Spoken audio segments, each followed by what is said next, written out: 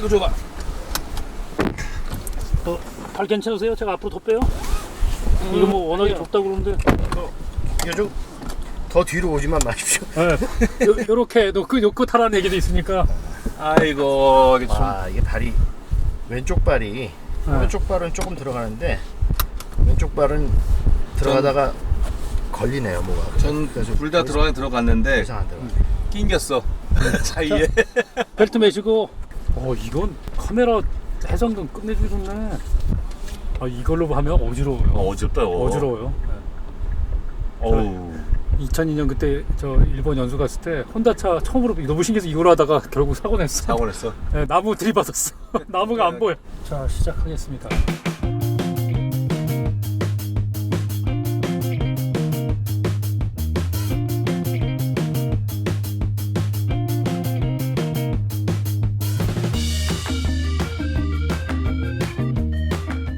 (2019년) 북미 올해의 차, 2019년 모터 트렌드 올해의 차, 두 가지 영예를 뒤집어 쓴 제네시스 G70, G70를 가지고 리뷰를 해보도록 하겠습니다. 저희가 타고 있는 지금 G70은 3.3 터보의 H-트랙 4륜구동인데요. 국내에서는 한 달에 한 1,500대 정도 팔리는데 대부분 이제 3천만 원대 후반에 2.0 터보가 주로 팔리고 후륜구동. 북미에서는 역으로 3.3이 한 80% 정도 팔리고 있다고 합니다. 국내에서는 이 3.3 H트랙을 약 10% 정도 이내로 팔리고 있기 때문에 거의 보기 힘든 차지만 저희가 제네시스의 신기술과 또 나름대로 스포츠 세단의 성격을 가지고 있는 G70을 제대로 평가해보기 위해서 오늘은 3.3 터보 350마력 터보를 타보기로 했습니다. 가격은 이제 5,700만 원대인데요. 자, 일단 이 차의 가장 큰 특징 중에 하나, 뒷좌석이 대단히 불편하다고 하는데 어떠세요? 직접 타보시니까? 뭐 원래 불편한 세그먼트 아닌가요?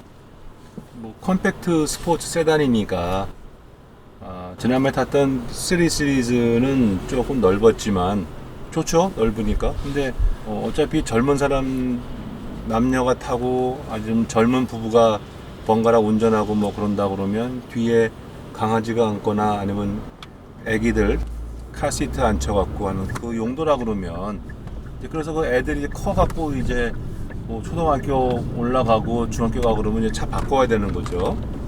그러니까 뒤를 꼭 크게 해야 된다는 거는 없는 것 같아요. 오히려 뒤를 크게 하느라고 차가 커지고 무거워진다면 오히려 그건 더 안 좋은 거 아닌가. 저희 뭐 어른 둘이 이렇게 앉아가고 가니까 좀 좁긴 하네요. 바닥도 올라오고 그래서 조금 불편하긴 한데 저는 뭐 워낙 이 세그먼트가 그런 게 아닌가 저는 생각을 해요. 이제 시트가 이게 또 굉장히 길고 크잖아요. 그래서 뭐 아반떼 실내 공간에 그랜저 시트를 달았다, 이제 이런 얘기도 나오는데 좀 그런 것 같네요. 네, 뭐 불편한 거는 뭐 어쩔 수 없이 이제 현실적인 부분인데. 헤드룸도 좀 좁고요. 네.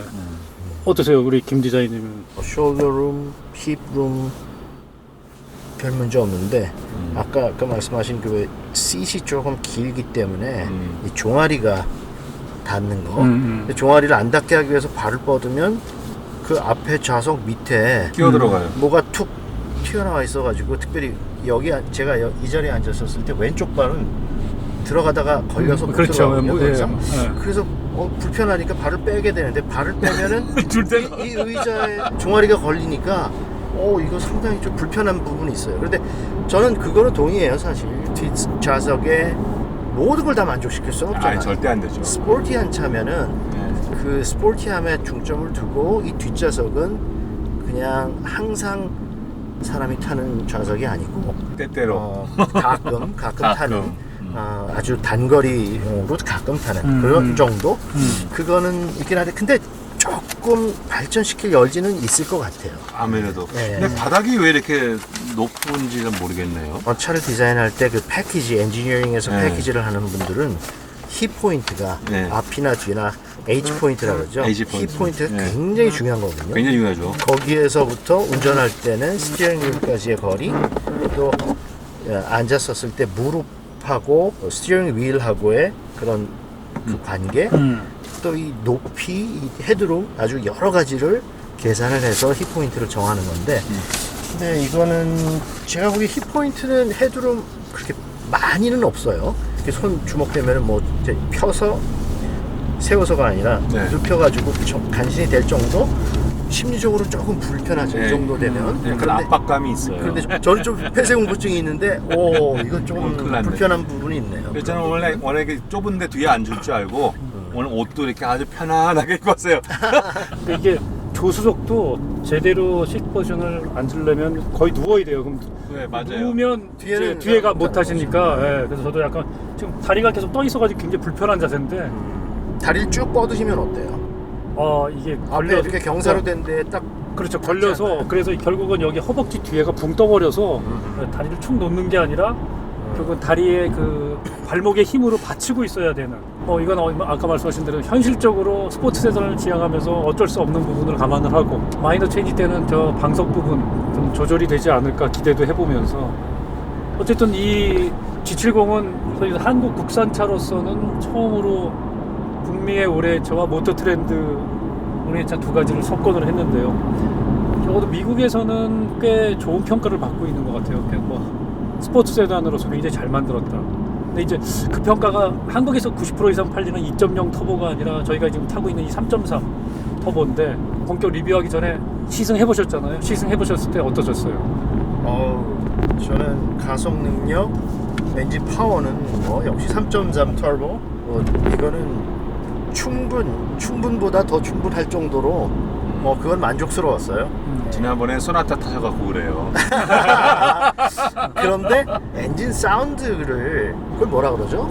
엔진 사운드 액추에이터? 사운드 액추에이터. 사운드 액추에이터. 그거를 우리가 켰는데도 별로 이렇게 익사이팅하지 않았어요. 네, 플랫하다. 네. 뭔가 이게 꽉 느낌 줘야 되는데 네. 그러니까 사운드 디자인을 좀 해야 돼요. 네, 그게 펑션이 있긴 하지만 하려면 조금 더 좀 익사이팅하게 했었으면 하는 생각이 조금 들어요. 아니 근데 우리 오늘 드레스 코드가 화이트였어요. 모르겠는데요? 두 분이 다 하얀색 셔츠 입고 지금. 대표님은 또 바지가 언더바디가 흰색이네? 우리는 어퍼바디가 흰색이고 조화를 이루었네. 언더바디가 로어 바디. 언더는 안쪽이고. 뒤에 앉아가다 보니까 NVH라고 그러죠. 그게 참 좋은 것 같아요. 그 네. 외부에서 들어오는 그 노이즈, 그다음에 잔진동 잘 걸러주고 우리가 아까 감탄했지만 그 스포츠 방지턱. 모드로 그 과속 방지턱을 그냥 콱 넘어가는데 오, 맞아요. 아주 진짜. 부드럽게 턱도 잘 넘어가더라고. 그래서 야 이게 잘 만들었네. 그리고 이 작은 차면 약간 거칠음, 앞바퀴 지나갈 때 차가 흔들리고 또 뒷바퀴 지나갈 때 또 흔들리잖아요. 그러니까 차가 길면 앞바퀴 지나간 다음에 흔들릴 때 얘가 재빨리 중심을 잡고 뒷바퀴가 지나가면은 별로 진동을 못 느끼는데 네. 앞바퀴가 지난 상태에서 차가 짧으면 차가 진동을 채 못 잡았는데 뒷바퀴 지나가니까 거칠게 느껴지는 거거든요. 근데 이걸 잘 잡았어요. 그게 그래서 실력이 있다. 서스펜션에 네. 스프링을 하나를 더 해가지고 아, 그게 뭐 그랬고요? 현대차만 쓰는 건 아니지만 뭐 그래서 그런 걸 잘 잡았다고 이야기를 하는데 저는 진짜 아까 깜짝 놀랐어요. 이거 우리나라에 최적화해서 만든 차 같다. 우리나라처럼 이 방지턱이 많은 데가 없잖아요. 또 높아요. 이렇게 국도 같은 데 가다 보고 또 바이크 타다가도 동네 같은 데 들어가면은 한 뭐 100m, 한 50m 간격으로 방지턱 있는 데가 있어요. 다들 빨리 가니까. 그런데 이거 방지턱 넘어가는 거 보고는 야 굉장히 이건 굉장히 부드럽죠. 부드럽다. 음. 서스펜션 측정이 아주 잘 됐다는. 네, 뭐 그렇다고 봐야 네, 되겠죠. 그리고 뭐 컴포트 모드로 하고 가도 잘 나가더라고요. 가속이 잘 네, 되고. 네. 그래서 진짜 엔진도 힘 좋고 미션하고 매칭도 잘 돼 있고 굉장히 매끄럽다. 그래서 파워트레인 쪽도 참 잘 만들었구나 생각이 들었어요. 저는 이제 이거 G70 타기 전에 330i를 잠깐 시승을 해서 얼핏 비교를 해볼 수 있었는데 직진 성능은 절대 뒤지지 않더라고요. 이게 뭐 제로백도 이미 뭐 4.7초가 나와 있지만 조금 아쉬웠던 부분은 그 악셀을 밟는 담력에 따라서 차가 민감하게 반응해주는 정도가 아직까지 스포츠 세단 처음이라 그런지 몰라도 굉장히 좋은 말로 하면 부드럽고 렉도 있는 편. 그거 빼고는 야 이거 스포츠 세단은 상당한 수준이다. 물론 이제 5,700만 원이란 가격을 계산하면 제네시스를 스토리도 별로 없는 차를 사야 될지는 잘 모르겠지만 잘 도는 거냐에 대해서는 큰 불만은 없었지만 뭐 BMW보다 잘 도냐는 제가 정말 뭐 히프나 머리로 느낄 수는 없었지만 그러니까 저것도 이제 직진 성능은 굉장히 좋더라고요. 아까 제가 느낀 것도 그렇고 해외 평 나온 거 봐도 이제 컴피티션, 그 경쟁 상대를 얘기하는 거죠. BMW, 아우디, 심지어 알파 로미오의 줄리아까지 얘기하는데 벤츠 C클래스는 언급을 안 하더라고요. 경쟁 모델로. 그러니까 스포츠 오리엔티드 럭셔리 세단이라고 돼 있어요. 컴팩트 럭셔리 세단. 그러니까 벤츠의 C클래스는 스포츠 오리엔티드라고 안 보는 것 같아. 근데 이제 평가 나오는 거 보게 되면 이 G70이 떨어지지 않는다 하면서 또 꼭 붙이는 게 not better though. 하지만 더 좋지는 않다. 더 좋지는 않다. 근데 꼭 얘기하는 게 이거 현대 맞냐? 잘 만들었다. 놀랍다. 그 얘기는 꼭 하더라고요. 그만큼 경쟁차를 따라잡을 만큼 예. 많은 진전을 했다. 예, 그렇죠. 그러니까 차 자체로서는 뭐 됐다, 좋다. 게다가 심지어 값도 10% 이상 싸니까. 그래서 굿 밸류다. Good value. 예, 그래서 럭셔리 세그먼트에서 밸류란 말이 통할지는 모르겠지만 하여튼 굿 밸류다. 그 얘기는 다 공통적으로 하더라고요.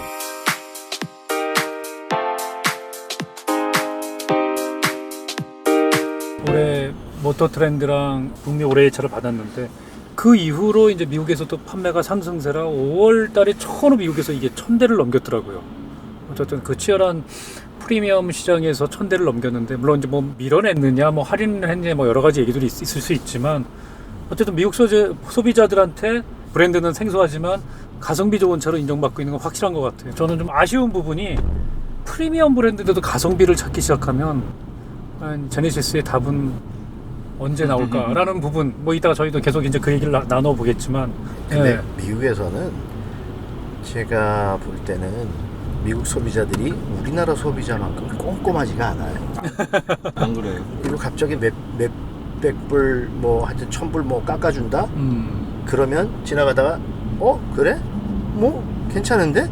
그냥 사는 경우들도 많이 있고 그냥 교통수단으로 아직까지는 그냥 저 제네시스 브랜드도 브랜드의 특별한 의미를 생각하면서 말씀하시는 하차감 느끼는 것보다는 그냥 괜찮은데? 그냥 도요타 무슨 혼다 아니고 조금 신경을 쓴 것 같아? 근데 값은 굉장히 적당해.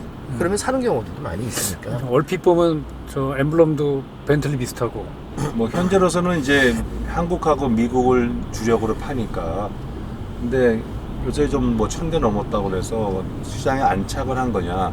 그건 제가 보기엔 절대 아닌 것 같고요. 그렇죠. 네. 지금 정상적인 판매가 된다고 저는 생각하지는 않아요. 지금 고급 브랜드가 별도의 자기만의 판매 네트워크를 가져가야 되는데 그렇죠. 지금까지는 현대 쇼룸에 갖다 놓고 그나마 포드나 링컨이 코스트 세이빙 하려고 건물을 크게 지어서 왼쪽 문에는 포드 붙여놓고 오른쪽 문에는 링컨 붙여놓고 그것도 아닌 것 같아요. 뭐 위아래로 그냥 예. 현대 쇼룸에 바깥에 제네시스 로고 하나 더 붙여놓고서 같이 섞어놓고 파는 것 같아요. 차에 대해서 미국 사람들이 이렇게 뭐 시리어스하지 않다고 하지만 그래도 딜러들이 모여있는 장소가 있지 않습니까? 시 외곽 지역에 그러면 소위 3만 불 이하 대중 브랜드가 모여있는 데가 있고요. 5만 불, 7만 불 하는 고급 브랜드가 모여있는 동네가 있고 당연히 후자 동네가 더 좋은 동네에 더 멋지게 있죠. 3만 불 이하 대중차 브랜드는 옆에 또 중고차까지 막 붙어 있어. 이 고급차 5만 불짜리 사기 위한 사람이 이것저것 BMW 타보고 아우디 타보고 하겠다 그러면 그쪽 모여있는 데 가서 하지. 옆에 수즈키도 있고 뭐 수바루도 있고 근데 거기 와가지고 이걸 타보고서 좋은 차라고 그러고 가져가고 아직까지는 그렇게 되지가 않는 것 같아요. 이제 겨우 미국 50개 주에서 별도의 네트워크를 할 수 있는 라이선스 받았다고 하니 지금부터 한다고 그러잖아요.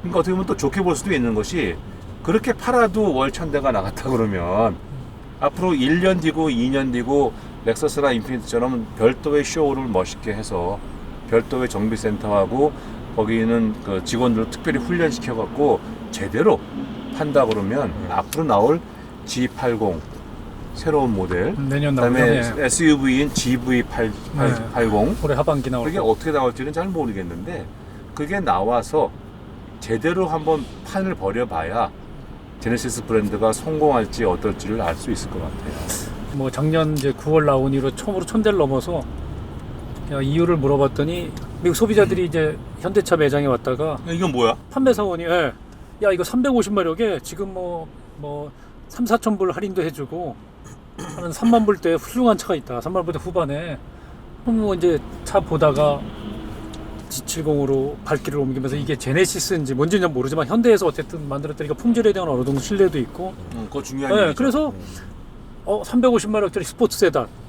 그러니까 BMW에서 도저히 그 가격에 살 수 없는 차를 살 수 있어서 판매가 올라간다. 뭐 그런 그러니까 얘기도 들리더라고요. 럭셔리 세그먼트에서 그런 밸류를 판다는 것부터가 그렇죠. 잘못된 거죠. 그러니까 가성비로 판다는 게 제가 아까 이걸 프리미엄 브랜드를 가성비로 팔아야 되는지 실제로 프리미엄 브랜드라는 이미지보다 현대차의 고가차 라인을 모아놓은 그러니까 그게 아직까지 현대라는 브랜드하고 제네시스 브랜드가 이게 큰 차이가 많이 없다는 것 같아요. 아직까지 그렇죠. 현대 자체에서 생각하기도 그렇기 때문에 그냥 같은 건물에서 여기서 현대 팔고 여기서 제네시스 팔고 세일즈맨의 능력에 따라서 어디든지 들어오면은 일단 현대로 오면 꽉 잡아가지고 다른 건물로 안 가고 그 건물 안에서 팔게.